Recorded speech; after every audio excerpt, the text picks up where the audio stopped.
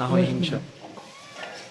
বেশিরভাগ পিছনে হয়তো রাগ নয়তো হিংসা, বেশিরভাগ কুফরি কাজের মধ্যে হয়তো রাগ নয়তো হিংসা। সমস্ত জামিলার প্রধান দুইটা, হয়তো রাগ না হয় হিংসা। এই দুইটা কি আমাদের সমাজকে ভালো রাখছে, পরিবার ভালো রাখছে? আজকে দুই ভাই এক জায়গায় বসে ভাত খেতে পারে না। একটু জোরে বলি, হয়তো রাগের কারণে না হয় হিংসার কারণে। আজকে একই বংশের একই রক্তের দুই পরিবার এক জায়গায় একজন আরেকজনকে দেখতে পারে, বিয়ের অনুষ্ঠানও দাওয়াত দেয়, হয়তো খেয়াল করে দেখবেন রাগ আছে না হয় হিংসা আছে। কথা বলেন ঠিক কিনা? এই দুইটা জিনিস, হিংসা অহংকার রাগ, আসে কার থেকে? ফেরেশতা থেকে না শয়তান থেকে?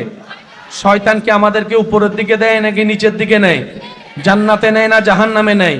তাহলে আমরা আমাদেরকে বাঁচানোর জন্য শয়তানের প্রোডাক্টকে ক্যান্সেল করতে হবে। কিন্তু